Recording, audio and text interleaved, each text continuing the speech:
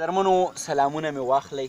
پېښور پوهنتون هاسټل 1 کې بل هم ملګري راغونډ شوي د ادب مینان، د شعر مینان، د دې خاورې واکداران، په دې کلتور باندې مینان.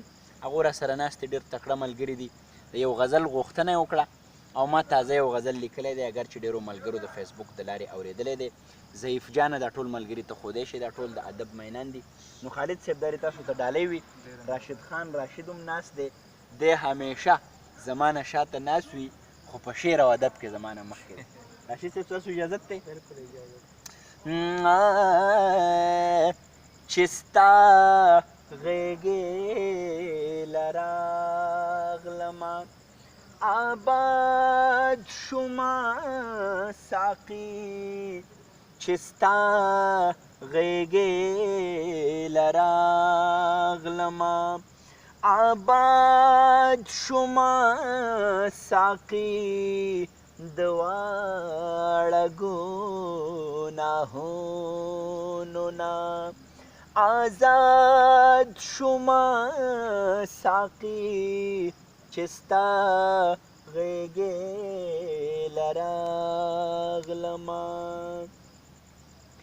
کابله د انګور اوبو کې خوند د بارود، په امن پسې ړوند شومه برباد شومه ساقي، دواړه ګناهونو نه. د کوز کلي ملکې چې په تنبل ګوتې راښکې، جوړ زه ورته په نیمه شپه رایاد شومه ساقي، دواړه ګناهونو نه.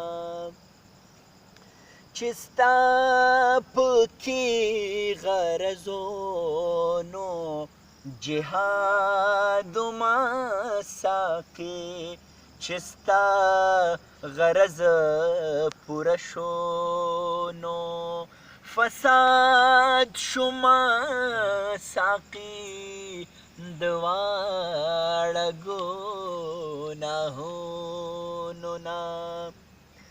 افغانو ما چې تا قربانولم نو زمری وم، چې خپل تپوس کومه نو جلاد شومه ساقي، دواړه ګناهونو نه آزاد شومه ساقي، چې ستا غېږې له راغلم. مننه کوم جي، خوشحاله شئ. قدرمنو دا هغه ځوانان دي چې دا د ادب مینان دي، دا د شعر مینان دي. پېښور پوهنتون هم په دیو باندې آباد دی. موږ به خپل کوشش کوو چې د ضعیف جان او د دې ټولو ملګرو سره دغسې بانډارونه، دغسې مجلسونه دا ژوندي وساتو. راشد همیشه شرمېدلی دی، د نن هم په تدریج. راشده ته څه وایې راشده که نه؟ ښه زما مخکې ته څه نه شې ویلی؟ بالکل څه نه شم. قدرمنو دا د بې تکلفۍ انتها ده. ښاد آباد او بریالي اوسئ. دغه محفلونه به ژوندي وي، دغه یاران به ژوندي وي.